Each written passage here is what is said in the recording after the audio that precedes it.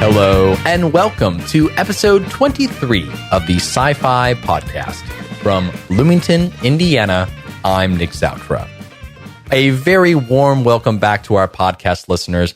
We've been on a brief few-week hiatus. I myself have been traveling. Our academic guests have also been traveling and in summer conference mode. However, we've managed to schedule some really exciting new interviews over the past several weeks, so we'll be looking out for those coming out shortly. Starting with today's episode, featuring the great Dr. Heather Douglas, the Waterloo Chair in Science and Society at the University of Waterloo. Heather's work focuses on the interface between science and policy, with particular attention to the role of values in science, the nature of scientific integrity, the relationship between citizens and experts in democracies, and the norms that should govern the weighing of complex sets of evidence for use in policymaking. Before teaching at Waterloo, Heather taught at the University of Pittsburgh, the University of Tennessee, and the University of Puget Sound.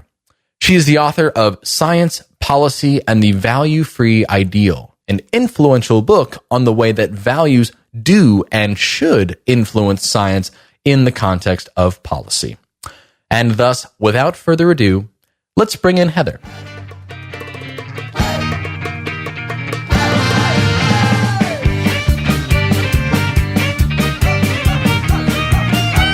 Hello, Heather Douglas. Welcome to the Sci-Fi Podcast. How are you this afternoon? I'm good. Thank you for having me on the show. Fantastic. And as we've just chatted a little bit, you're calling us. I'm calling you from, it's in Pittsburgh. Is that right? That's right. I'm spending the month of July in Pittsburgh. Great. What kinds of, that's wonderful. What kinds of things are you getting involved in there?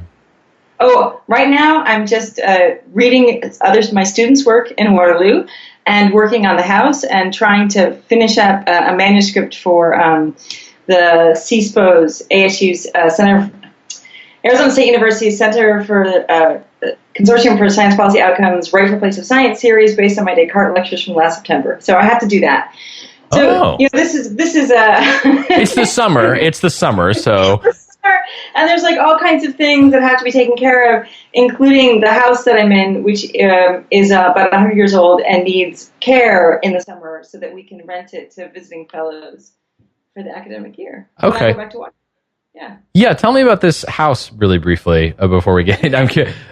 So the house was built in 1911. It's in Squirrel Hill, it's less than a block from Frick Park. And the dog park there. So our dog likes it because she gets to walk in Frick Park and go to the dog park where we throw the frisbee for her every day. Oh, fantastic. And it's in a great neighborhood, a very sort of tight-knit neighborhood within easy walking distance to Squirrel Hill Business District and to the bus lines that go down into Oakland. It was one of the first houses built on the block. And so it still has a lot of the original wood built-ins and divided light windows. And so we're very fond of the house. We bought it in 2010, I think it was. Okay. When I had a year I was coming up on an NSF fellowship to spend a year at the Center for Philosophy of Science. And because we had a dog, it was very hard to rent a place. It was cheaper to buy a house than to rent it. Interesting. Oh yeah, well that makes sense. When you buy the house, you can do what you want with it. Renting, there's some issues. But so, and that was in 2010. But now you own it. You keep it. You go every summer. Is that kind of the thing? It's kind of a thing because so my husband and I both really love the house, the neighborhood, and our neighbors. And my daughter really loves the camps at the Carnegie Natural History Museum. And so what are these camps, actually? This week is Wizard Academy. Wow. She's doing stuff like Yesterday they made Hagrid toothpaste involving combining hydrogen peroxide and yeast. And then she made like a polymer chain it was gravity goo. And she was experimenting with feathers and which ones, if she blew underneath them, like Wingardium Leviosa, stay up So it's all sort of like natural history, chemistry, biology. I dissected a mushroom yesterday in herbology. It's sort of like Hogwarts, but with science. Wow, this is awesome. I had no idea they do these kinds of camps. How old is your daughter? She's 8. Oh, okay. So just getting, yeah, children's camps. You're getting me excited. I'm like, I'm gonna take a trip to Pittsburgh. I'm gonna. I know. Like if I'm sort of like, could they do this for adults? Like, that's when it's called like you call those conferences and workshops. That's what it is, right? You know, they're just summer camps for adults. Well, great. Well, thank you again for coming on the show and taking some time out of your what sounds like a wonderful summer. As we do with these interviews, I'm generally interested in your origin story in the philosophy of science. So let's start back at the beginning. Heather, where did you grow up? So I grew up. My father was an academic. He was a biologist. He actually was the biologist who set up the first biology station in Antarctica. Wow. Yeah. So there was no biology station when he went down. He set up the first bio lab. He was trying to figure out how it was that penguins could survive without drinking fresh water. And he discovered that they have a gland in their nose that concentrates salt out of their blood, and when they shake their heads and that snot comes out, it's very concentrated salt. So that's what he did for his graduate work. And he met my mother over a crate of frozen penguins, which is a long story. I won't bore you with, but it's sure. As you can imagine, it's pretty funny. And as a result, because he was an academic, he moved around a fair amount. So he started it. Was he in Antarctica as when you were young? Student. Wow.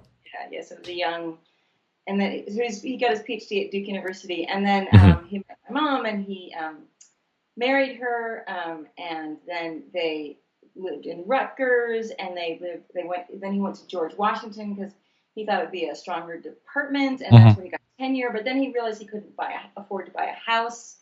And so he moved the family, and I was born by then to Illinois. And then he sort of got sucked up into administration, which is why I hope never to be an administrator, because I was a dean and then a provost.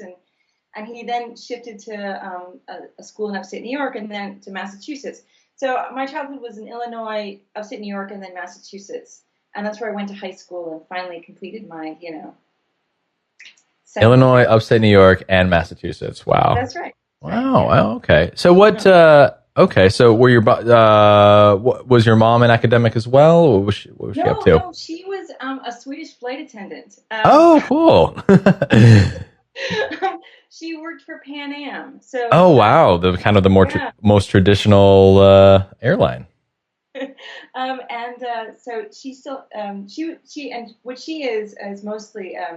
Is a person who can speak a huge number of languages. So she was Swedish growing up, and so she spoke Swedish and English and French and a bit of German and some Italian and some Spanish and some. It just goes on. Wow. And so she met my dad because her uncle Knut Schmidt-Nielsen was my dad's graduate student advisor. Oh, okay. Oh. Right. So she was coming to visit him, and she met him, and some connections and. Fantastic. So was she? I mean, as she worked as a flight attendant, was she flying all over? No. I mean, this was the '60s, so she met my dad, and then settled down to sure him and to raise. Understandable. Him. Yeah. Like that's the model. Well, it's kind of nice. I mean, in terms of then having at least one parent to, be stable. That's right. Yeah. So when she made Swedish meatballs for us as kids, they really were Swedish meatballs. Wow, that's. I think I've only had those at IKEA. That's pretty much the only place I've had them. But that's fantastic. So growing up, you have a father who's an academic. Was this initially early on something you were interested in, the sciences, or what were you interested in growing up? So when I was in high school, I actually really liked school. So I was really interested in history and English and writing and mathematics, and I was on the math team for 4 years. And nice. And I was interested in the sciences. But as sort of an act of rebellion against my father, I was interested in physics because I thought it was more fundamental than biology. So You got to carve out your own. You got to be your own individual. Yeah. right. So being pursuing physics was kind of my way of saying, "Aha! I will trump you, Dad. I will do something that's more fundamental." What did he think? What was his response? Well, he was fine with that because he sort of felt like he felt like a failed research scientist because he ended up being an administrator because he ended up going into and so he felt like, oh well, I never really like carried forth on the promise of research that I could have if Sure. So he was just sort of unclear about what path I was going to take because I wasn't just interested in the sciences, and this was an issue. So I went off to do an undergraduate degree at University of Delaware because they gave me this really nice scholarship where they paid for everything, even the books. Like really? So how did this come about? How did this? Obviously you were pretty academic on the math team. They tend to favor math folks who are on the math team, I would assume. But yeah, tell me about that. Well, I mean, it was. I was one of those high school students who like won all the awards. Great, it was yeah. really embarrassing. So I was like a National Merit Scholar. I had really scores. So I had like a ton of recruitment letters as a senior in high school. Wow. And the question was like where to go. But my parents, so I wanted to go to Swarthmore, and I got in, and they gave me a scholarship. But I would still have had to carry a lot of debt. Mm. And my parents were like, you will not go into debt if you don't have to. And I had tuition-free plus scholarship offers from 3 public schools, UMass Amherst, Rutgers, and Delaware. Mm. And I had, at that time, a very active honors program, and so they were very actively recruiting what they thought would be a really strong class. And they just did a really good job of recruiting students from all over the country to come and populate its honors programs. Sure. And it's a state school that, only like a third of the students at that time were from Delaware anyway, because Delaware was a pretty small state. Mm-hmm. So the University of Delaware had this very sort of active recruitment thing, and it worked. So they invited me down to spend like a weekend doing competitions for things where they evaluated students and had to write essays. Wow, yeah. And then there were like a whole mess of different scholarships they were offering, mostly funded by DuPont, right? So this was DuPont money. I think I was an E.I. DuPont Memorial Scholar. But it meant that I paid for absolutely nothing. Yeah. Not even my plane tickets to Europe when I went to do study abroad. They paid for that too. Wow. It was insane. So this enabled me to. So I went there because they had this really nice scholarship, and because it just gave me lots of opportunities to do whatever I wanted. And of the 3 state schools that would be free, that was like the most attractive one. Mm-hmm. And it was a tremendous way of doing an undergraduate education within a large state university. So that the honors classes were smaller. I didn't have large lecture classes. Even in my intro physics, intro chemistry classes were 20, 25 students, intensive interaction with professors. The professor was also the teaching assistant who helped us with problem sets. Right? Mm-hmm. So there was a sort of intense, like small liberal arts college experience within a large university. Yeah. So you had all the choices of a large university, but the intention, you get lost the way you would. And my first semester there, I took a course called The Search for Truth. Oh, okay. Like around all kinds of things. I was taking chemistry and physics and mathematics, but also English and history. And this course was The Search for Truth. And that's when I read my first philosophy. I was like, this is like Aristotle, Plato, Descartes, Bacon. Yep. And I argued with the professor like crazy. And he thought that what I was like, the way in which I was engaging the material was sort of interesting. And he said, he talked to me about stuff outside of class, and he's like, they have this program here called the Dean Scholar Program, which frees you from having to either do distribution requirements or major requirements. So kind of do really whatever you want. You can take whatever you want across the entire university. But you have to sort of have a project of study that you submit to the dean, and the dean becomes your advisor. The dean. Interesting. And I was like, oh, well, this would be totally cool. So I decided to study the concept of time, physics, philosophy, literature, and history, which was a terrible idea in retrospect because it's still, it's still utterly opaque to me what the heck time is. You said philosophy, physics, and literature, so yeah. And I took a lot of courses in physics, including courses on relativity and quantum mechanics. And I took sort of like 30 credit hours of Bachelor of Science level physics in the course of my 4 years there. And I took a fair amount of history, especially intellectual history, and I read, Newton and the Leibniz-Clark correspondence, and studied Kant and his theories of time, and Ernst Cassirer and his theories of time. And I wrote an English honors thesis on Gertrude Stein and how she played around with concepts of time and her literature and how it related to relativistic frameworks in the early 20th century. So did you in this period in undergrad, did you have a particular position that you took was specific to time, or I imagine it might have changed depending on the approach you were discussing, like if from a more humanistic perspective, from a more scientific perspective, or did you just have a general idea of what you thought time? How would you explain time? Mostly I just thought, wow, this is really hard and I'm not really getting anywhere. So, like, I remember trying to read Heidegger on being time and just be like, I can't even figure it out. Like, no, at Kant I could figure out, but Heidegger, I was like, what are you talking about? Most people can't. Most people, it's not particularly clear yet.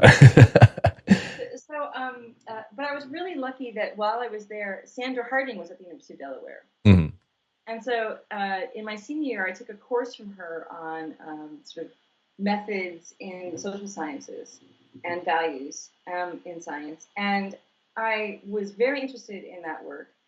But I was also really anxious, like, what do I do when I finish? Like, okay, so I have this thing, and I'm spending time, and I'm having a lot of fun doing physics and philosophy and history and literature all combined. But what do I do when I'm done? Like, it was unclear. And I went to look at, like, graduate programs in physics, and I realized when I was there at, like, different schools, I got bored. Because I was talking about their particular narrow project. Like, they were studying, like, these very tiny, as scientists have to do, tiny slices of phenomena. And I also knew I really sucked in the lab. So, like, I had advanced physics labs, and the sort of fiddliness. You have to, like, fiddle with equipment to make it work right. Yeah. I just did not have that. Like, There seems to be, doing lab work is particularly challenging. I mean, it's very mechanical, and you have to, it's beyond just conceptual knowledge for sure. That's right. And I remember this one experiment. I was trying to find the charge mass ratio of an electron. Like, it was like a nuclear physics lab. Mm-hmm. And you had to, like, find the center of this beam that's sort of arcing across inside this tube. And I remember trying to put the pointer in the center of the beam to take the measurement, and just realizing I had no freaking idea what counts as the center of the beam. And I didn't have the patience to fiddle with it, So I just knew, like, okay, I was not a laboratory scientist by any stretch of the imagination. and I also was kind of disillusioned with some of the ways in which theory worked out in physics. I remember when I was doing sort of an advanced mechanics class, and I had to do, I was trying to solve this equation, and someone just said to me, oh, you just do a Taylor expansion, chop off, most of the terms. And I just was like, yeah, that's probably what they wanted to do, but it felt like cheating. It felt like, you're not really solving the equation. You're just doing an approximation, and it's going to be close enough for, I don't know. It just didn't seem like compared to what you could do in philosophy, which seemed more precise. This is really funny. It's more precise. Oh, okay. Yeah, because you didn't do, like, Taylor expansion approximations and chop off most of the terms. Like, that, a philosopher would never do that. They were like, worry about all the... Oh, in that way, absolutely. Yeah, you wouldn't just say, yeah, this is good, let's move on. Yeah, and so I was like, maybe I should study philosophy, but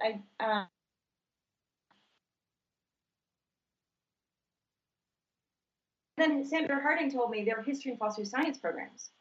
And I was like, there are? There are history and philosophy of science? I can get like 3 of the 4 things that I like to do. I'll do that. So I applied to programs at Indiana and Pittsburgh and Maryland and Northwestern, sort of around the usual places. Sure. At the time.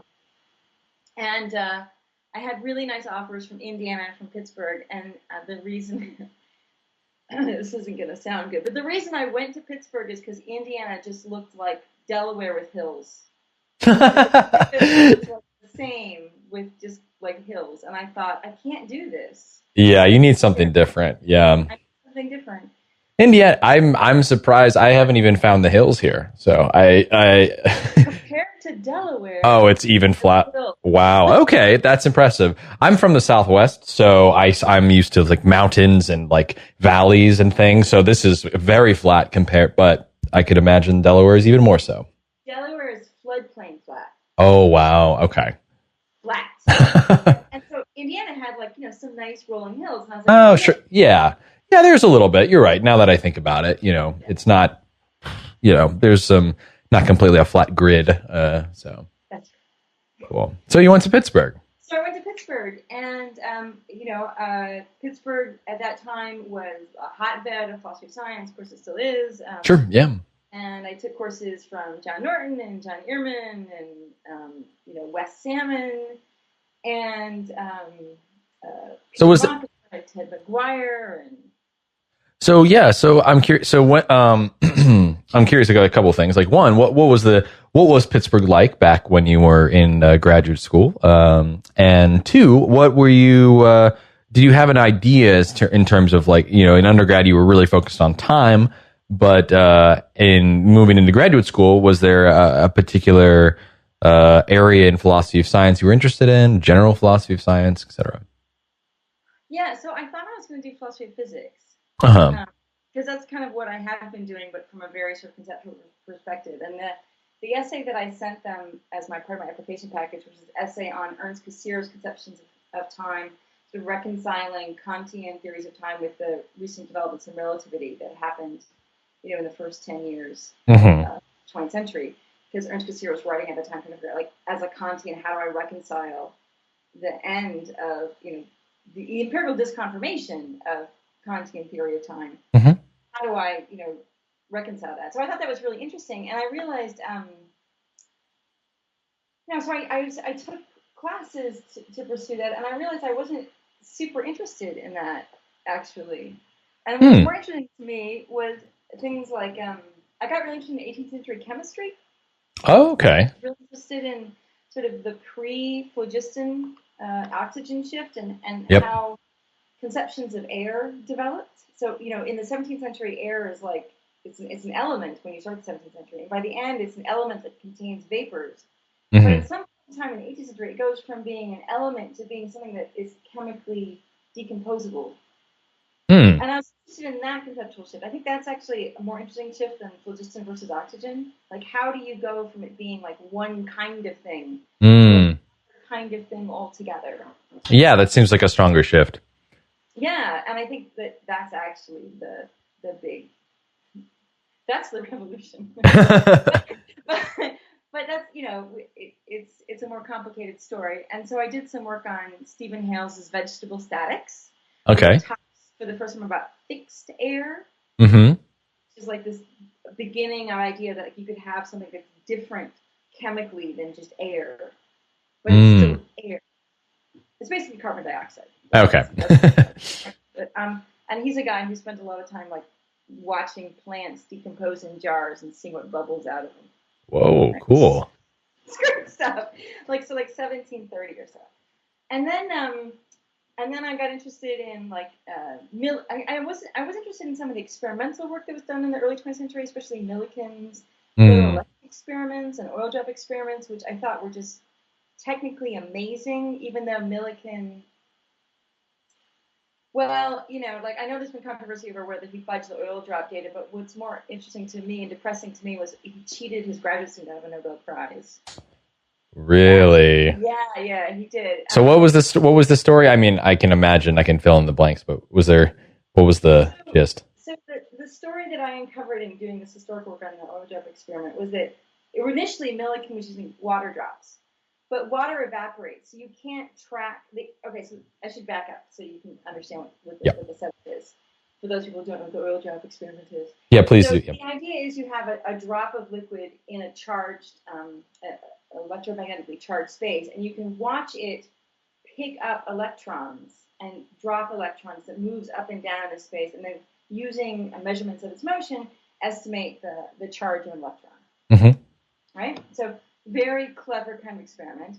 But water evaporates over time. So the mass of the droplet is continually changing. And it was his graduate student, whose name I've forgotten, which shows you what happens when you get to have Nobel Prizes, who thought to switch to oil, and who went and bought the atomizer that switched to oil. And Millikan in his historical work claimed it was one thing at a time when he thought of it, but that's clearly not the case. It doesn't jive with the historical record of paper publications and presentations. Yeah. And the graduate student story does. Ooh. So when, as a graduate student, he had to publish or have some part of the experimental work that was just his to get the PhD. Like, this was how it was done at the time, that you had a paper just you with no co-authoring. Sure. So Millikan said, "Oh, I know. You co-author. You author this paper, and I'll author this paper. The oil drop. And the other two will co-author." And the student, of course, he had a newborn baby. You know, he was in total tight spot. So of course he just said yes. Sure. Well, it's your advisor, and you maybe don't understand. Well, it's also unclear of the gravity of the significance of what you've maybe published, or how it will be accepted. So the student knew at the time. Oh, geez. I feel like he could really. It's really clear. Like the other papers were sort of like about apparatus and methodology issues, and but Millikan was taking the results paper. Oh, okay. Right, like. So I uncovered that, and I remember like doing that research and realizing that Millikan was a lying, cheating bastard. And being like, oh my gosh, I can't. Like, I just discovered this thing historically. That I have the record that shows that Millikan's account isn't the right one, and this student's account is the right one, and wow. Yeah. Oh my gosh. So has this been? Has this historical episode been written on quite a bit in terms? Looks like people have written in defense of. I'm reading some searches now, but most of it is about a defense of whether or not Millikan fudged the data for the oil job experiment. Oh, sure. Throwing out runs, right? That's been the main issue. I reviewed a book on scientific fraud, on fact and fraud by David Goodstein, which is a really nice book. Yep. And it discusses the oil job experiment in depth, but like most people, he doesn't realize that there's also this like really horrible other story about how Millikan mistreats his students. Oh, well, yeah, I see this. Oh, it looks like there's some ethical people have taken this case to then further develop a sort of like ethical guidelines in terms of advisor graduate student relations. Yeah. So I remember, so at the time I was like, whoa. And then I thought, so what might I write a dissertation on? I was sort of coming up on sort of midway points in the career, and I thought, well, I could work on, what counts as a good experimental run in early 20th century experimental physics. It's sort of interesting, like how do you know you have a good experimental run? How do you know your equipment's working properly? Sure. And then I had a total crisis. I thought, oh crap, I could write a dissertation on that, but like 12 people in the world would care. What am I doing? So why is that? Why would only 12 people care? Well, because it ends up being a fairly esoteric topic, tied to a fairly esoteric intellectual community. Sure. Philosophers of science primarily been interested in philosophers of experimental science, of experimental physics. Philosophy of experiment within physics. Yeah. Yeah, it's so small. I took a year off. I had a crisis. I said, like, I have to figure out what I'm doing. Oh, so you did. So okay. So what did you do during this year? I went and I worked for a nonprofit in Pittsburgh. Oh, cool. Okay. Inc. It's a it doesn't sound like a non. What was it called? I'm sorry? Conservation Consultants Inc. Okay. CCI. And they worked on urban sustainability and energy efficiency. They ran low-income energy programs for utilities, doing housing audits, and just trying to get people to have a more sustainable urban infrastructure. Yeah. And I learned a ton about light bulbs and insulation and caulking windows and Nice. practical things. And then in the middle of that year, this is really long. Sorry about that. No, not at all. No, this is fascinating. Please continue. In the middle of that year, I was talking to Tom Bresnahan, who worked for the Pennsylvania Utility Commissions, and he asked me, sort of what my background was, because I was sort of becoming the coordinator for the Eco Center, which was like the public outreach, and I was doing 7th grade curriculum for passive solar construction, like so middle schoolers should come in and figure out how passive solar energy works, and public outreach and grant writing. And he's like, well, so what's your background? I said, oh, well, I just finished a master's in history and philosophy of science, and I have to figure out whether or not to go back and do a PhD, and I have to figure out like what to work on, and I'm kind of, I'm a little perplexed about that. And he said, oh, there's this area called risk analysis where science and policy meet. And I went, what? Science and policy meet? This is so exciting. This would be so exciting to work on because it would be so relevant and so interesting to me as someone who wanted to actually do something useful. More than 12 people would care about it, probably. That more people would care about it. And this was in the midst of debates about climate change and pesticides and pollutants and the ozone layer. Right? This was the 1990s, so we just started to have these debates. It wasn't quite as bad as it is now. But we have them, and there was a long history of them. And I thought, oh, I'd be totally interested in thinking about that systematically. And this would be a way to do it. So I contacted the then chair of the department, Peter Mockhammer, and I said, Peter, I want to come back and do a PhD, but I want to work on risk analysis and how science and policy work at that interface. And I'll only come back if I can do that. And he said, okay. Nice. Very nice. So, I mean, was this I know value literature, risk analysis, science and policy has been a topic, but is this something that folks at Pittsburgh or in philosophy of science departments were actively advising? No. Nobody did anything on this. But Peter said, that's okay, because we can put together a committee. We'll have you talk to people in the School of Public Policy, and we'll have people talk to you in the School of Public Health. And then at CMU, there are people like Granger Morgan and Brooke Fischoff, engineers and social scientists who work on this area, and we'll figure it out. And Peter was interested in values in science, but he hadn't done a lot with it, and because Peter's interested in everything. This is the great thing of Peter Mockhammer. Oh yeah, in everything. Oh, that's great. So no, there was no literature really. Okay, I can say there was no literature. There wasn't much literature. Christian Schroeder-Vershette had written some things, and Karl Kraner had written some things. People thought of that as lawn science or sort of, environmental science. They didn't think it was a general topic. And what was interesting is at the time, research ethics was not really sort of thought of as part of philosophy of science. So, the journal Science and Engineering Ethics was founded in 1995 by scientists and engineers. For a place to talk about this. It wasn't something that philosophers of science were centrally involved in at the time. So we put together. I took graduate classes over in the Graduate School of Public Policy, and I put together a committee that involved Donald Madison, who was the dean of the Graduate School of Public Health, and John Ehrman, in case Bayesianism could help. It couldn't, but he was there to be honest about it. And then Joe Camp, who was an epistemologist in the philosophy department, who just was a really interesting person for me to talk to about these issues, and he had sort of very broad interests as well. And Peter directed it.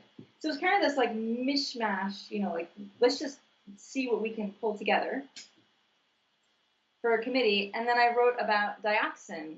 And the initial project was just to try to figure out why experts disagreed. Because the dioxin was really and was at the time a really well-studied compound. There had been literally dozens and dozens of animal studies across all kinds of species, mouse strains, rat strains. So can you describe what the disagreement revolved around? Well, the standards in Europe versus the U.S. were 3 orders of magnitude difference for what counts as a safe dose, and the U.S. was more stringent than Europe. So it was like counter to the usual political narrative.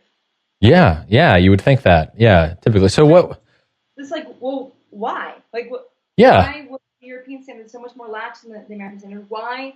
And I was looking at this literature going, this is a really interesting case of expert disagreement, because it's not like you can say this is a new, oh, we just discovered dioxin, we don't have to think about it. Dioxin had been studied for 30 years. There was entire journals dedicated to it. And still there was like this like massive expert disagreement. I thought, well, this is interesting. Like, why is that?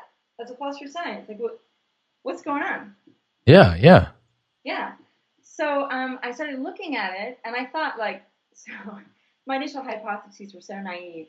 They were things like, oh, maybe the experts across different fields aren't talking to each other. Like the toxicologists aren't talking to the epidemiologists, aren't talking to the biochemists. Sure. They don't realize what's going on in the different fields. It's a reasonable maybe starting point, I suppose. Not even close. Okay. They all knew each other's work and drew upon it, and there was like a really robust intellectual discussion. So as I was reading all these original scientific papers, which is what I started doing, Donald Madison gave me a 3-foot-long file box folder full of papers. And I started working through it and like going to the library and digging out all these papers and reading the original research. And I realized, like, as I was going through, that different scientists were making different judgments about the same issues. So scientists would worry about how, because soft tissue sarcoma, which was a occasional result of an epidemiological study with dioxin, was a relatively rare cancer, it was often underdiagnosed. So if you had any statistically significant result there, it was probably significant. And other scientists would say, it's probably misdiagnosed as often it's diagnosed, so frankly, we're not even sure we trust the death certificates we have. And I was just going, whoa. And then there's the rat livers, like, looking at the same slides, they're seeing different rates. Yeah. Tumors. And then there's, so I just realized that there was all these layers of judgment in the papers about what constituted sort of reliable evidence or, good evidence for particular claims. And that in the discussion sections of the papers, the scientists would often say things like, well, because we don't want to overregulate, we're going to be conservative in our judgments here, or because we want to protect the public, we don't want to oppose public, but we want to make sure that we don't miss any cases. And those discussions represented value judgments. Yeah, I was going to say, like, when I mean by judgments, it's not. It's based on then particular values that are. Yeah. Yes. Yeah. And there were values in science, like yeah, clearly, and in cases that didn't involve gender. So, like, I knew the feminist literature, and I knew that in studies of say male versus female mathematical ability.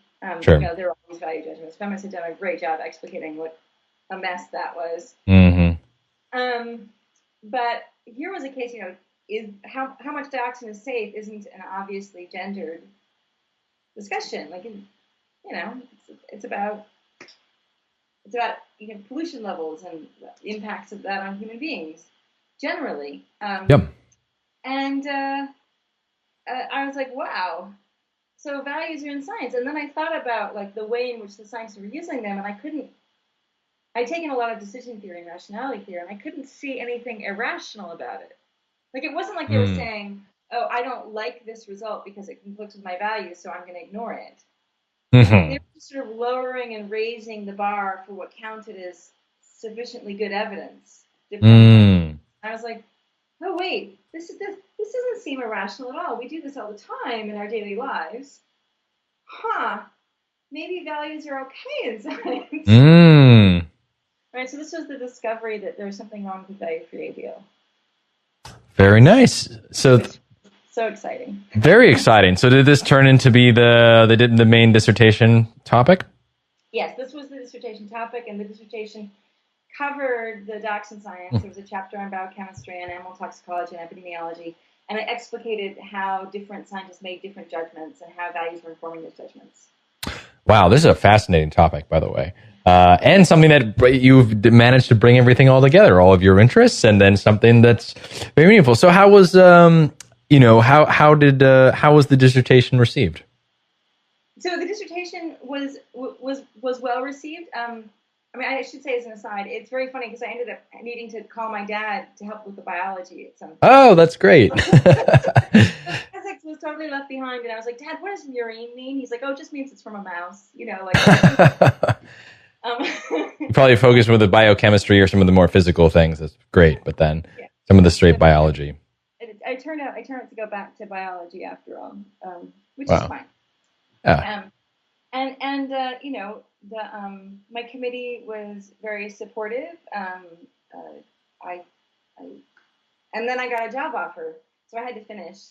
Yeah. So how did the after publish or creating some very good work, what was next? Like how did the job offer come about?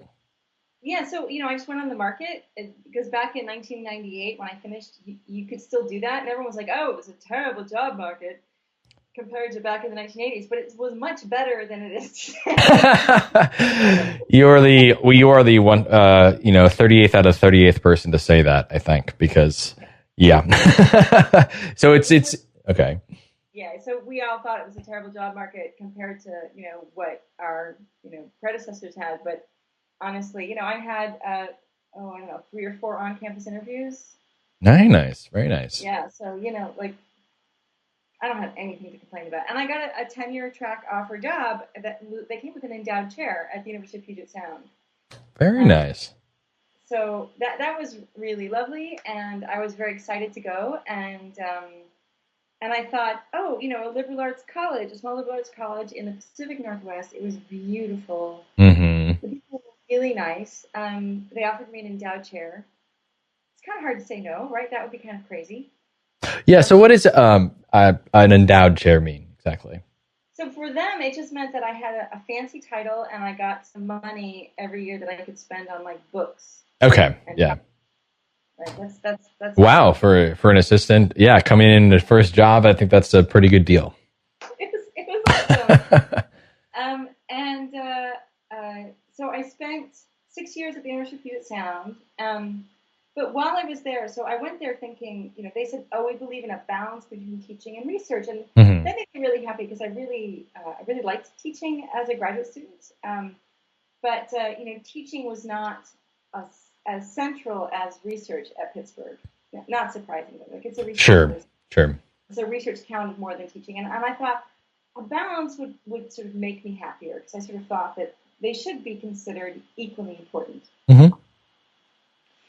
But what a small liberal arts college means by a balance between teaching and research is not what I would mean by a balance between research. And by the time I went up for tenure, one of my colleagues that I team taught with, so I had a wonderful experience at Puget Sound. I team taught a course on the history of the atomic bomb with a physicist. I team taught a course with a biologist on hormonal mimics in the environment. I had really wonderful colleagues in philosophy, who were very supportive. I loved living in the Pacific Northwest. It was good. But when I came up for tenure, one of my the colleague I teamed with in physics said, Heather, you published too much. I was like, that's very funny. He's like, no, really, you've published too much.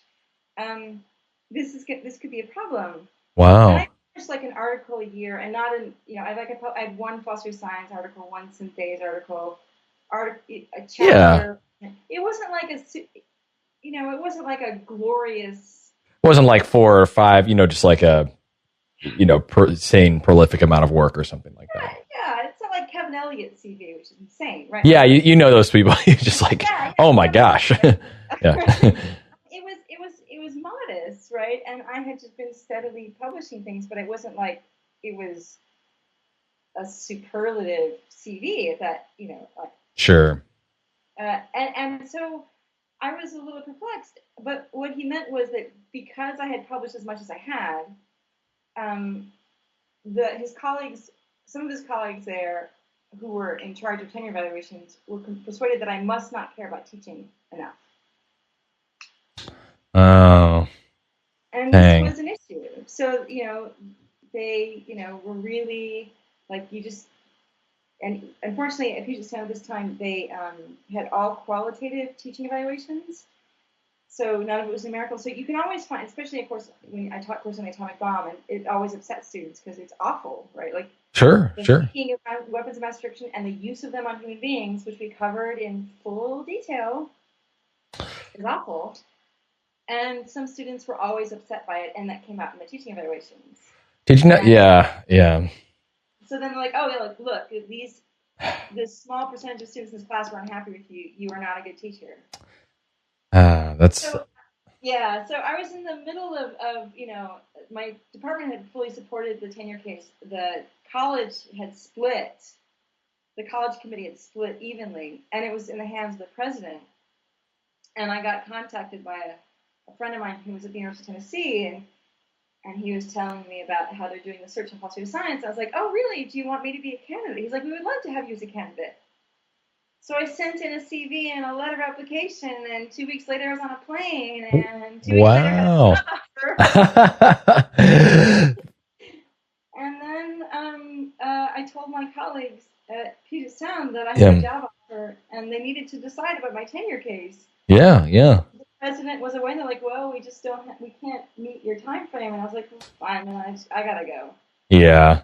And, What an interesting and I mean, yeah, that's it's not a common thing to hear about being doing such a good job of research that's not rewarded. Or I mean, so I think the lesson is that it's really, there are all kinds of ways in which the goals that you might have personally might mismatch with the culture of an institution. And when that happens, you have a choice. You can either change your personal goals so that you fit within the culture of the institution. And frankly, if you're at an institution long enough, you begin to, as my husband says, you begin to drink the Kool-Aid. Yeah, sure. You sort of like imbibe the values of the institution, or you leave. Yeah.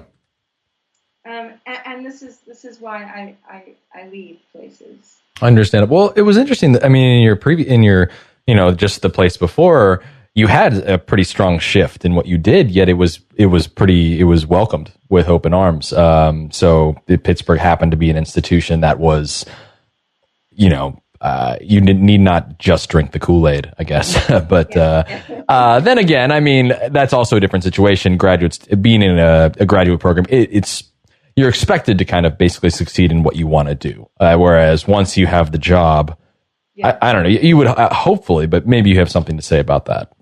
Well, I mean, a graduate student is meant to move on. Yeah. So, they can always help you succeed in what you want to do, but they don't have to keep you permanently. Yeah. Where a tenure line hire is a commitment potentially for life. And so that hoop to jump through is quite difficult. And that's why it's so difficult, because they really want you. This is a very fraught issue, because it comes out in issues of collegiality, which is buzzword for, do you fit with the culture of the department or the institution? And sometimes that's just about sexism and racism. Sure. The right color and the right gender, or the right sexual orientation, so that we feel comfortable with you. And sometimes it's about goals, and what you want as an academic. And it's really hard territory. And the thing that's even more difficult is most institutions are not self-aware of their own culture.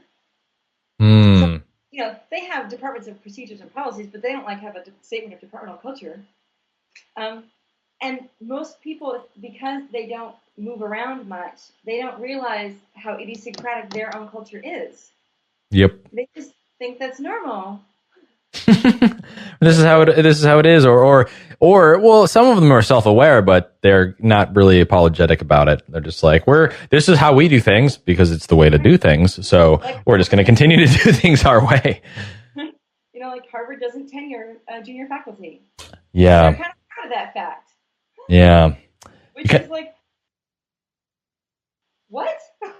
Yeah, so how does that work? They just, I mean, you go, I guess, well, once, if you get hired at Harvard for the first 7 years, you're pretty much probably, if you do good work, you're probably the guaranteed position elsewhere. Maybe, I don't know. In today's job market? Maybe not, actually. You're right. Oh. That's right. It's really hard. Yeah, so, there's a lot of, okay, so institutional cultures are really tricky, and for graduate students out there who are looking at placement, I mean, now you guys have even less choice than I did. Mm-hmm. If you get a job, you're like, yes, I got a job. And the particular culture might be like utterly beside the point, but it is going to matter, and so this becomes a really difficult issue. Like, can you do what you want to do where you are? Yeah. Well, I hope that's to be. Yeah. And can you make this assessment of? Shoot, you're breaking up. Shoot. Yeah. Hold on 1 second. Yeah, I'm on the hot here. Hopefully the internet is working. How does it sound now? You're fine. It was like one of those Skype glitches. I know. I felt that. Yeah, I experienced that too. I'm currently on the hotspot. So, but I think okay. Hopefully, if it'll continue to go okay. So one thing I do is cut my camera. Oops. Hold on a second. Oh yeah, that's probably better. Let me turn the camera off too. Am I still on the camera? Yeah, let me turn the camera on, and that's smart because that can take up bandwidth. Okay, yeah, let's, all right, so you were saying? I don't remember, what was I saying? Oh, something, so we were talking about the culture of an institution and whether you, well, we were also talking about the difficulty, well, especially now for graduate students, in the job market of aligning your goals with the other institutions. However, consequentially, when it's so limited, it's often the case. I was going to say that, it's sometimes the other way around, that you sort of have to align. Students are often aligning their goals then with kind of what's available. Or, applying to a variety of things, and whatever sticks, then they'll maybe pursue that for a little while or something like that.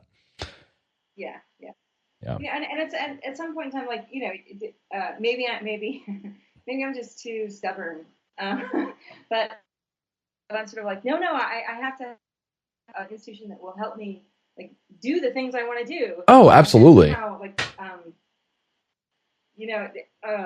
so it's a difficult thing, and there's always a question. Then for me, is academia the right place to do what I want to do? Yeah. And I think having the year outside of academia that I did in graduate school made that more concrete and more viable, that I could leave academia and go do work in like an NGOs type setting.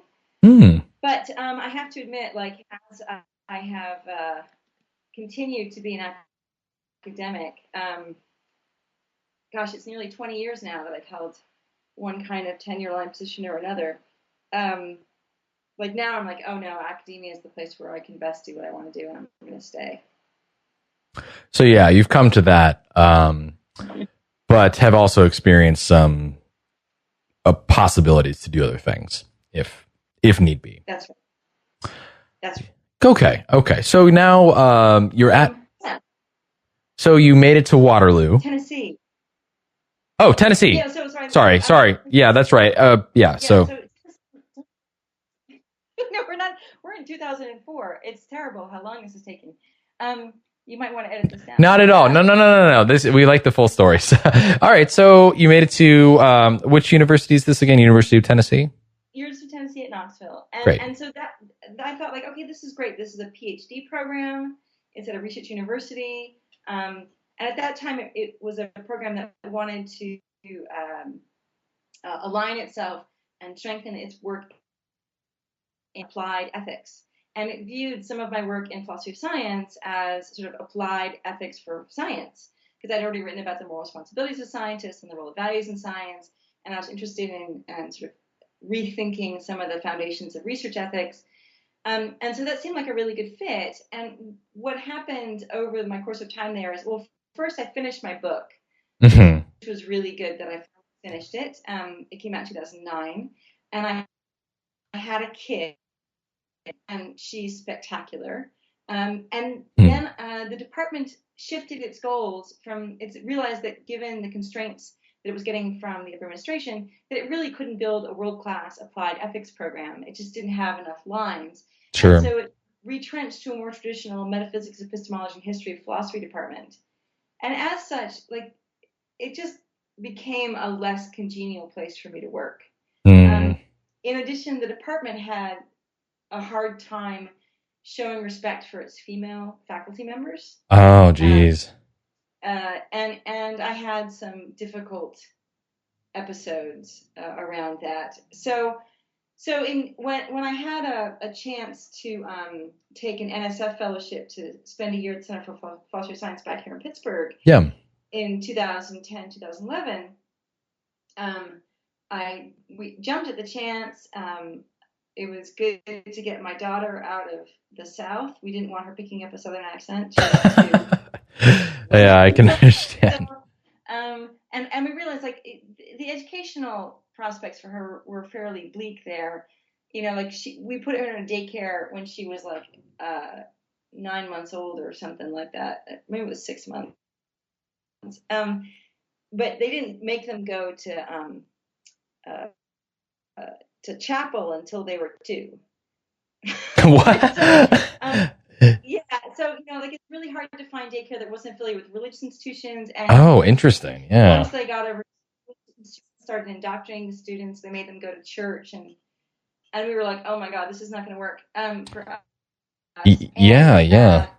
And yeah, it's a very religious community. I mean, Knoxville is centered culture on God and football, and I don't care about either. Sure. So it was culturally, as a broader culture, a difficult place to be. So leaving in 2010 to come here was great. And in the course of the year here, I was offered the position at Waterloo. So we were like, we're not going back to Tennessee. And we, after spending a fall semester here at Pittsburgh doing a visiting professorship in HPS, which was a great deal of fun, we moved up to Waterloo in January 2012. Very nice. Very nice. So I've been there ever since. And that's been really fun because Canada is a completely different science policy culture.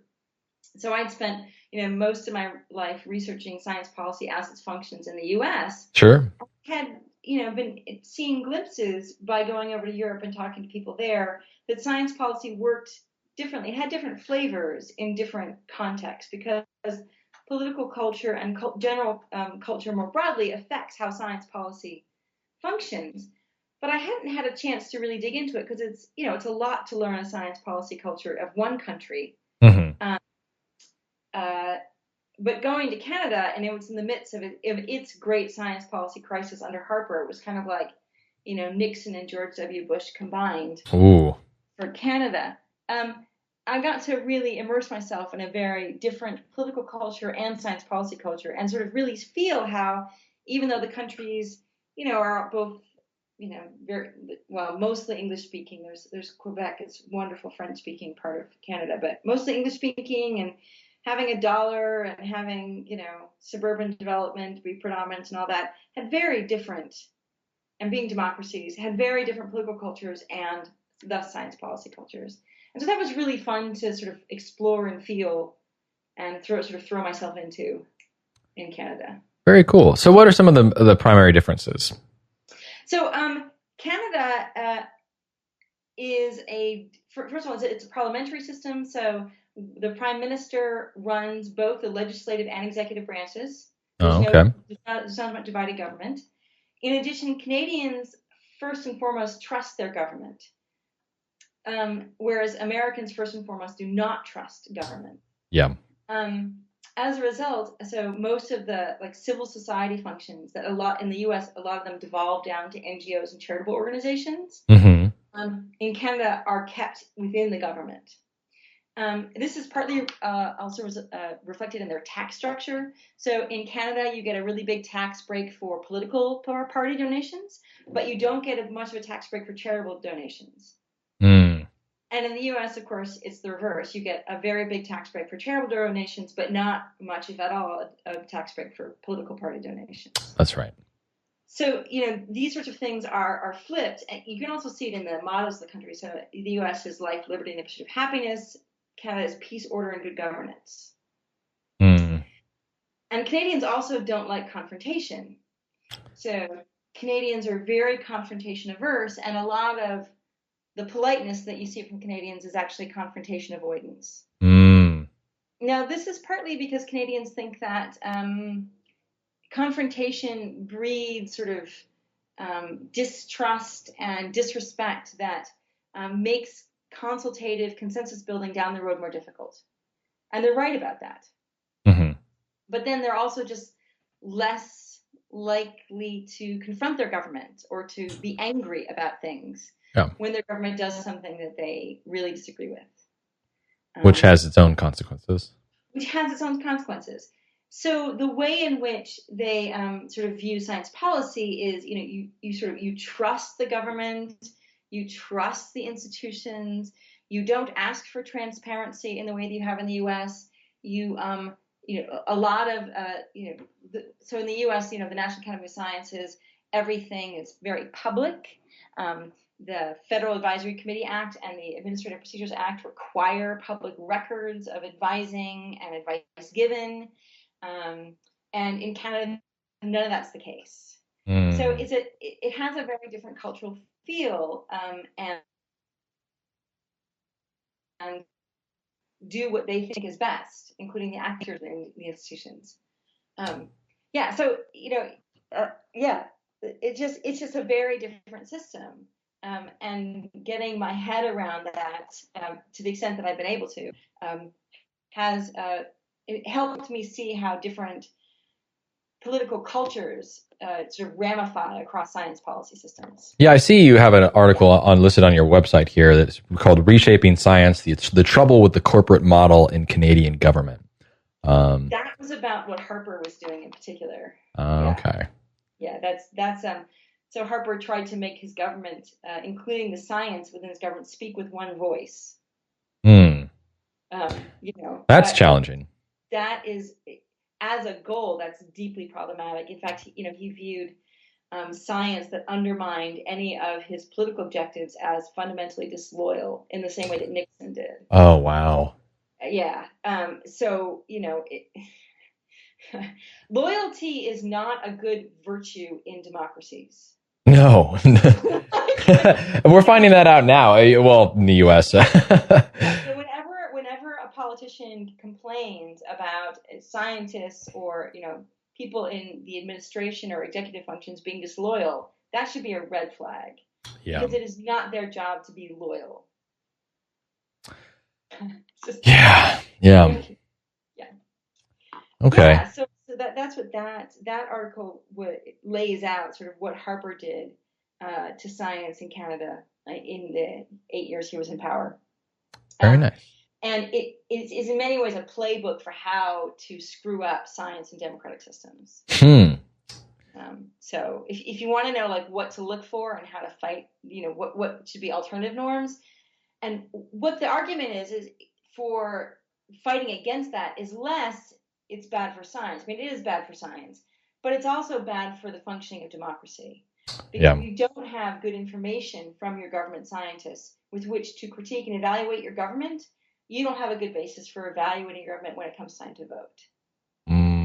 So at the core of it is a democratic argument, democratic governance argument. Very nice. Very nice. So what other kinds of works we can maybe get to the part of things, current projects or maybe more recent projects that you've been most excited about or that you're pursuing? Yeah, so coming out of this work on science policy in Canada, I've been thinking a lot about science and democracy more generally. So the 2009 book focused on science advising, and the way in which science advising needs to be thought about in democratic systems, including the role of values in science. And I've been trying to broaden from that to think about the multiple science policy interfaces that exist in democratic systems and how to think about doing science responsibly and accountably within democratic structures, both so that the science doesn't get screwed up, and so that the democracy keeps functioning sort of in the best way that we can have, knowing that democracies are always this sort of very imperfect political structure. And this has required me to think more carefully about political systems, which I'm not good at. And philosophers of science are not good at. But we if we're going to think about this, we have to get better at it. We have to get better at political theory and political practice. Well, this is, I haven't done a lot of this homework myself, but I mean, you're bringing to light. I like how you continue to make the distinction. Not only are we doing this in terms of how it relates to the science, but also in how we ought to think about and relate to a functioning democracy. So that being almost like crossing, not necessarily crossing over because they're so intertwined, but it's not just adopting or discussing political theory in service of just talking about science. No, and that would be a mistake, because if you don't have a healthy political system, the science will ultimately suffer. Yeah. Right? So science takes place within societies. You can't have science without societies to support it. Mm-hmm. Keep from throwing scientists in jail, to keep it from shooting scientists when they disagree with you. Right? These are all like real live possibilities that have happened in the 20th century. So, we it's not just science fiction to think about society turning against science or turning in directions that harm science. Sure. So as philosophers of science, we have to think about both societies that foster science well, but also think about the way in which scientists and science's need for a society that fosters science well feeds into the responsibilities of the scientists to do work that doesn't damage those societies. And by damage, I don't mean disrupt. Because I don't want to say science should never disrupt societies. Science, in fact, sometimes should disrupt society. Mm-hmm. And sometimes, scientists need to disrupt society. I think the whole debate about climate change is very disruptive. Yeah. And it's really valuable that scientists be disruptive in that way. So trying to think about the normative nesting of science within democratic societies. When should science proceed and when should it not proceed? When should science when should we, as either members of society or internally to scientists themselves, put the brakes on either a direction of scientific research or the publication of scientific research or the interpretation of scientific research? And when should, it just be like, no, you actually need to push this out? And I think that's really tricky normative ground, and I like it because it requires careful thought about, both epistemic, ethical, and political normativity simultaneously. And I sort of think that's where philosophy of science needs to be, because science is both epistemic, ethical, and political. It's all of those things all the time, all at once. But yeah, and I'm sure there's a lot of the case that scientists and even HPS folks like to ignore the political normative side. Yeah. I mean, it's simplifying, but sure. If you do, and sometimes like you can safely simplify because like the political side is so, far removed or distant or irrelevant in a particular case, but in general, it's actually hugely relevant. Either, you've got your funding stream or you have your political actors who have oversight of, or political actors you want to push information out to. There's so many interconnections. Well, it's fortunate that, it's not fortunate, but I'm sure you've seen some recent news regarding cutting of funding. The NSF funding has been cut. Like I think the GRFP or the graduate research fellowships have been cut. National Endowment of Humanities might be cut. they're providing like particular reasons for scientists and HPS folks who've become much more politically active as of recent. Yeah, and I think that's good. I'm not one of those people who think that as an academic you should remove yourself from the political sphere. Quite the opposite. I think as academics we have an obligation to say things clearly and thoughtfully about the political sphere and political decisions in it. But I don't want philosophers also just to have sort of the knee-jerk reaction of no, Sure. you should never cut science funding, or you should never restrict scientific activity. We do sometimes restrict scientific activity, and we think it's good. So, for example, the Biological Weapons Convention makes research into biological weapons illegal. And I don't think anyone's like, oh no, that's a terrible restriction on scientific freedom. It's like, no, that's a good thing. Or yeah, so there's some issues with like, what is it? Gain of function research. I was thinking more things like racial and gender differences research. Cognitive differences in things where it's more like nature specific, and it's a little. I mean, it's certainly. There have been articles written about it in terms of the ethics of whether we should even support this kind of research. That's right, and that kind of research I don't think we should forbid. Sure. But it might be the kind of research that we don't bother funding. Sure. In terms of public funding, because it doesn't serve a public good. Yeah. So why should we publicly fund it? If a private person wants to pursue it, they can. But the biological weapons, even private funding, you're not allowed to do it. It's just like, no, that's illegal. Yeah. There's sort of like different. We need to think better about the kinds of normative tools and levels of ideals and norms and sort of baseline codes that we want to deploy in science, because it's really tricky normative ground, and if you just go into it with just a political or just an ethical perspective, you might miss some of the complexities of the epistemics. So this is why you need people like philosophers of science to do it, because philosophers of science are sort of we're very sensitive to things like we don't know where this research might go. Mm-hmm. We don't know exactly what the answer is yet. And that's important for the evaluation of the ethical and political aspects of it. So this has led into the further discussion I'd wanted to have in terms of what are some of the challenges facing philosophy of science. And seemingly one is, so maybe you could talk a little bit more about your thoughts about this, either relating kind of what we're talking about now in terms of getting philosophers of science more interested in a variety of normative aspects as they relate to science and democracy. But are there any other challenges that you can think of or want to elaborate here?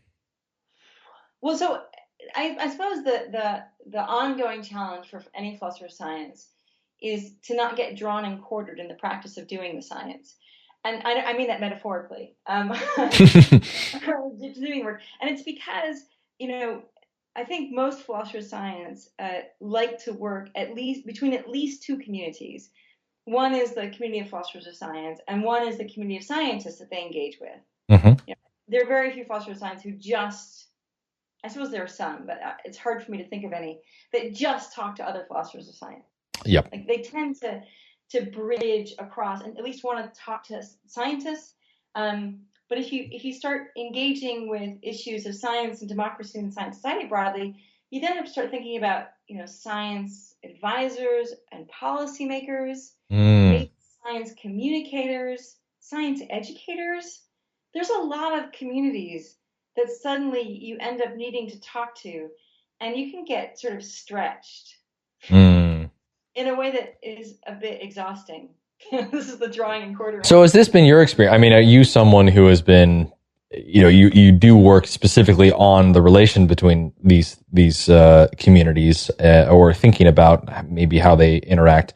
Are you someone who interacts with all of these folks?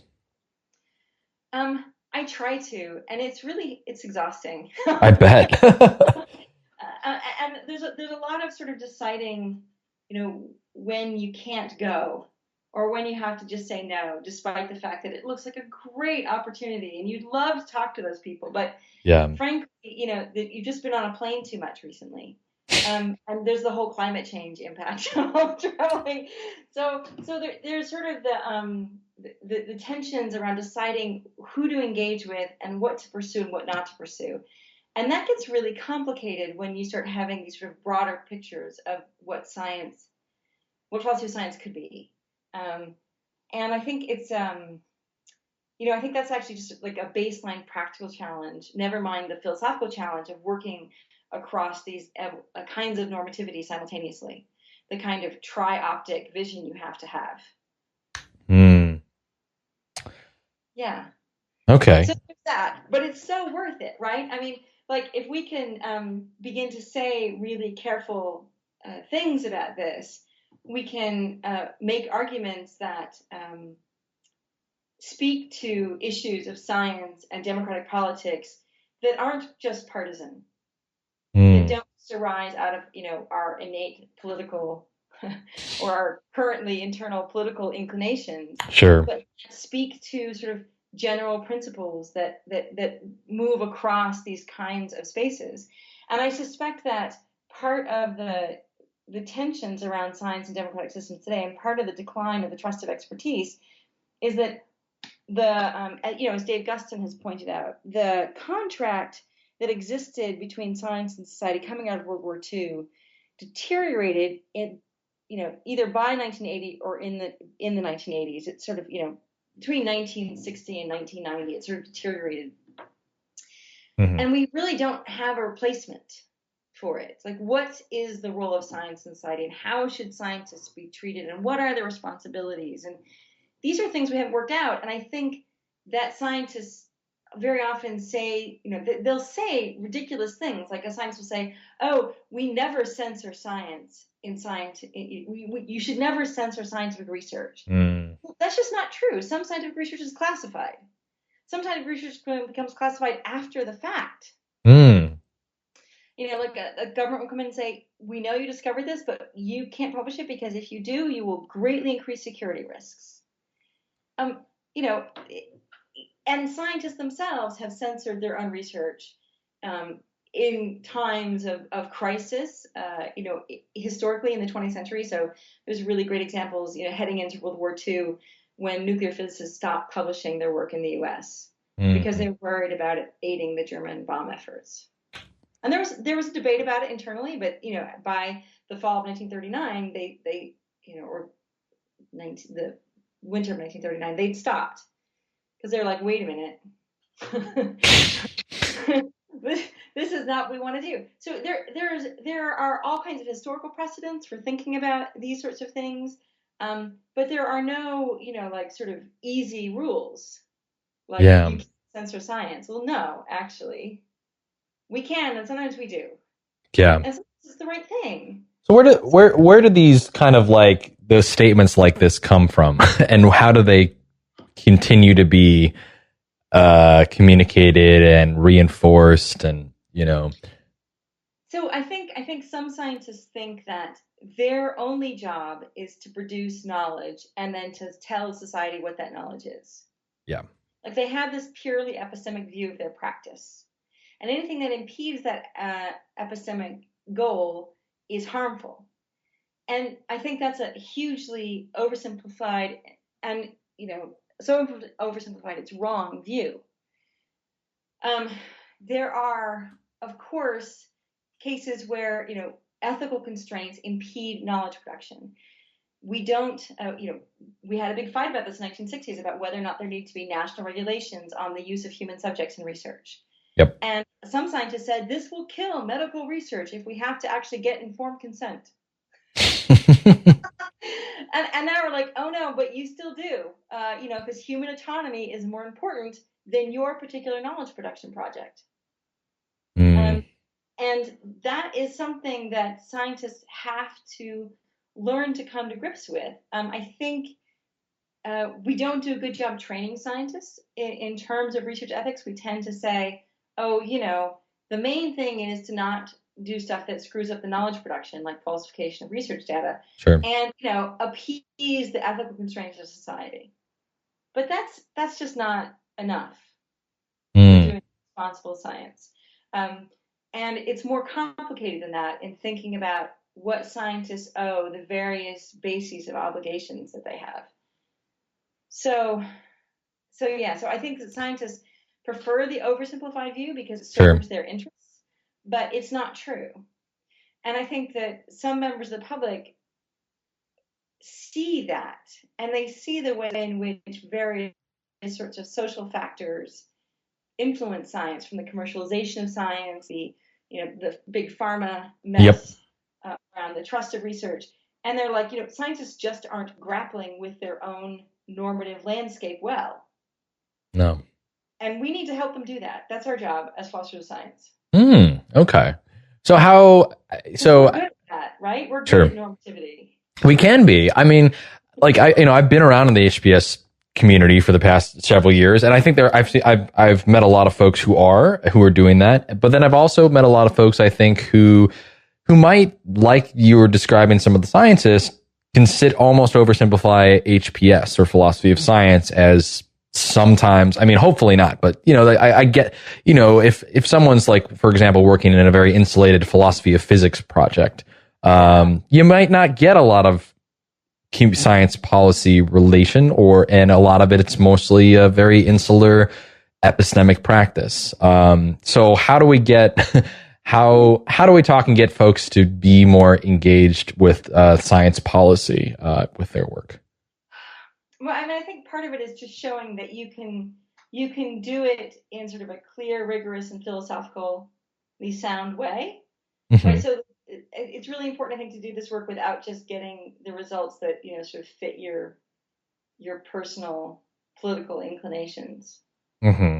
That seeing that these questions are difficult and they require careful thought about how these tensions play out, and hopefully doing philosophical work, you can actually show that it's not just a matter of balancing attention.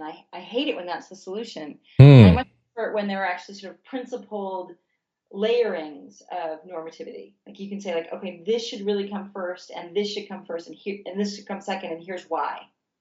Gotcha. I prefer that much better than, you've got a tension you have to balance. Yep. But that requires a lot of conceptual work to figure out what that conceptual landscape is, so that it doesn't just end up being a tension among things that have to be balanced. Sure. And so you've mentioned some things related to, and the last thing, as to climate science. Is this a particular area in which you're publishing or thinking about? So I tend to be I tend to work across all kinds of different sciences. Yeah. Whatever interests me at the time. And this is both, this helps me for what I want to do, but it makes me look like a dilettante, because I don't like sort of, I don't sort of like, I don't just do, I don't do climate science, or I don't just do like virology and virus research or data. Sure. It's not like you're the climate science individual with Paul, it's like you kind of, familiar in a very general way with a lot of different sciences. Sure. So I follow these sorts of debates, and then I use them as examples in sort of various papers. But if I were the big books that I want to write in the next 10 years, there are two. One is on science and democracy, sort of looking at all these kinds of interfaces between science and society in democratic context, and spelling out how that should work given the value ladenness of science. Great. And also the need for integrity and the protection of integrity of science. But there's also a book that I want to write on how scientists in different fields, from chemistry to physics to biology, have confronted cases where they suddenly realize their research is really dangerous and can be weaponized or used for really nefarious purposes. I think we're seeing an acceleration of this trend. Like, more and more subfields and fields are confronting examples where they suddenly realize, like, maybe I shouldn't publish this, or maybe this knowledge shouldn't go out, or how do we, keep this particular knowledge from becoming part of the public purview, given what could be done with it. Yeah. And be likely to be done with it once it's published. And so I want to write a history of how scientists have grappled with that in the 20th century, because there are all these cases. And I think that might help scientists today think about their own grappling with these things. Because I think scientists who confront these things tend to feel like it's never happened before. It's Hmm. just them. But instead, there's like there is a history. So would this focus primarily on 20th century science? Into the probably 20th century science, and then probably ending with some of the cases in the beginning of the 21st 21st century. century, like Yeah. gain of function research, which has really been a really interesting debate. What is it? I'm sorry. Or the pursuit of AI.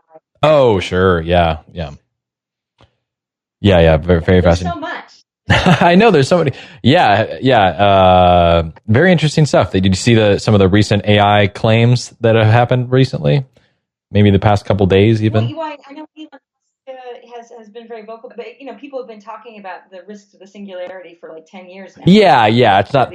I guess. Yeah. Yeah. It's just interesting to see I guess folks in industry science now speaking out, and people have been talking about it for a long time, but then you get someone with sort of like this kind of almost authority, who is industry authority, I suppose. And then people, I've seen a lot of academics on my feed sort of say like, okay, Elon, this is ridiculous. Like, come on, if you actually follow the science, et cetera, et cetera. But, well, the thing that sort of, there's always this question about how concretely plausible does it need to be before you turn aside from the path sure. that you're on. So two things about this. One is scientists have decided to forego particular lines of research before. Because they're worried about the potentially really, and it's usually like really catastrophic risks, like, are you increasing the risk of proliferation, nuclear proliferation, or, so this is not an unprecedented decision. Mm-hmm. What's sort of interesting about the AI case is this eminently plausible but still sketchy scenario of, okay, so what if we build AI that can build better AI? Mm-hmm. Right, that's the thing that gets the singularity going. Because right now, we have AI that's very targeted in functionality. Like it's good at facial recognition. Or freakily enough, there's AI now that can listen to this podcast of me. This is now way too long, right? This is fine. Listen to this podcast of me, and then listen to an hour and a half of me talking, and then make my voice say anything. So that now exists, right? Like, but it's all very targeted AI. Like it's task specific. Yeah. And it's very hard to see how you get from task specific AI to general AI unless you do this. What if we build AI to build AI? Yeah. Right? Then, oh no, wait a minute. You could have this expansion that would happen very quickly. And it's really unclear, given that we don't really fully understand where our own moral compasses come from. I mean, it's this interesting combination of rationality and emotionality that is embodied in something that feels pain and has like a combination of neurons and pain receptors and hormones that create the kind of like being that we are. I mean, Aristotle probably said it best: we're a rational animal. And it's both the animality part and the rationality part that gives us like morality. And there's also the social, right? So we're the social rational animal, and it's all three that kind of like construct our morality. Okay. Well, given that, like, what kind of morality would AI have? I have no idea. Like, what are I should ask my advisor who wrote on moral machines. I don't exactly know,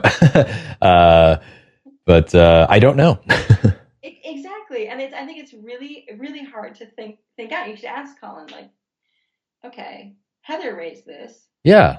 Maybe I should ask him. He's going to come through in July to see the house. Oh, you should follow up. I'm thinking about writing about AI. Well, how can I write about the problem of a normative AI, I suppose, or the problem of how would we describe their morality? But here, I mean, honestly, I probably will leave that to people who are engaged in the AI debate and just be the person who, shows the history that scientists have, before turned aside from research agendas. And I think now that we're in this place where we are increasingly thinking about the projection of research and Yep. where it might go and making these decisions, I think it's really short-sighted for like the governors to say, oh, we just haven't, it's really premature to regulate research that hasn't come to fruition yet. No, it's not. We've done it before, again, with the foreclosure of certain kinds of weapons research. We've thought about doing it. Now we're doing it with genetic engineering of humans. We're foreclosing certain possibilities before we develop the technology in that direction. It's not unheard of. And this is something we're going to increasingly do as we get more powerful in our technological capacities, I expect. And the question is like how to do it in a principled way. Yeah. That's a tough question. Is that something I imagine you're hoping to? Well, so by going through all these cases, I imagine you've done some preliminary research. I mean, is there anything you can say now in terms of? I mean, I'm not even sure if you'd want to say some generalizations regarding it or what we could potentially learn from this. Yeah, well, I mean, I think part of it is that, and I've said at least this part before. Okay. In a paper.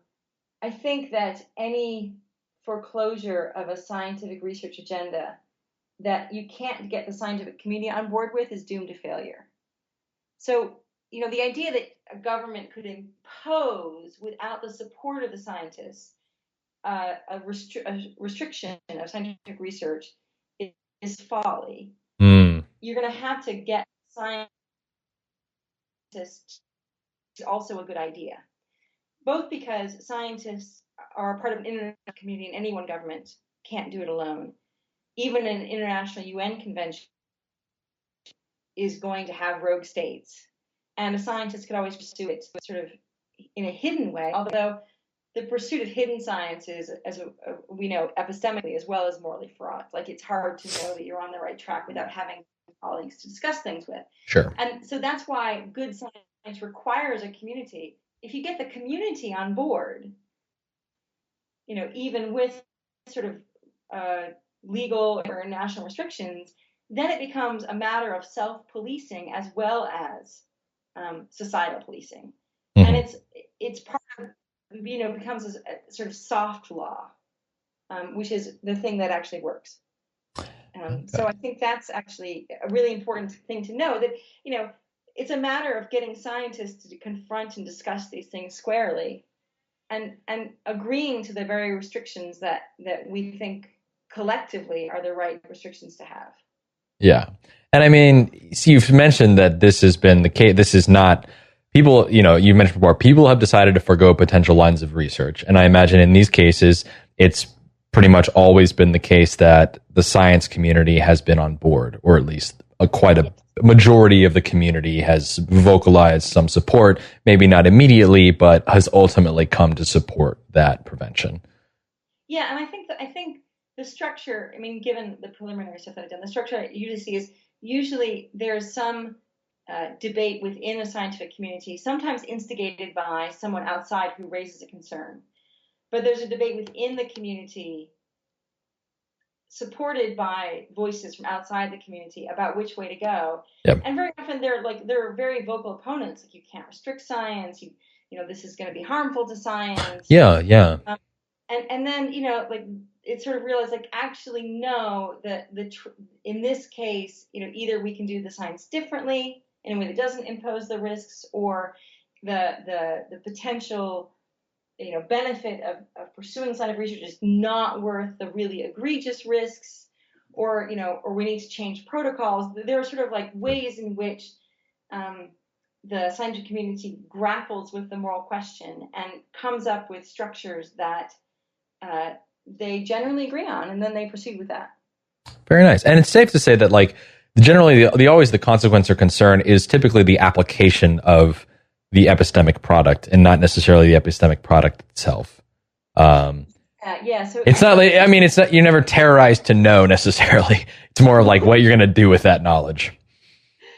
Exactly. Yeah. So usually it's about using some use of the knowledge to harm other people or other species. I mean, there's actually a really interesting debate about publishing locations of endangered species. So that so certain knowledge. Okay. Yeah. Sometimes it's like not even about humans.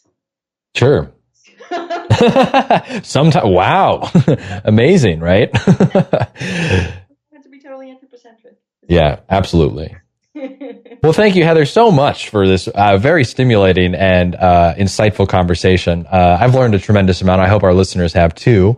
Is there anything else you wanted to say or mention to conclude? Just thanks for having me on the podcast, and I'm amazed if anyone makes it this long. You'd be surprised. We have some listeners who make it all the way through, but either way, I think we've covered a lot of great ground, and I'll certainly this was certainly a great episode that I'm happy to share. So well, best of luck. Enjoy the rest of Pittsburgh and your time there. I guess you're there for the next month or so. Actually, just a couple weeks. Oh, okay. Well, enjoy. Say hello to Colin when you do. And well, have a nice time, Heather, and we'll talk to you soon.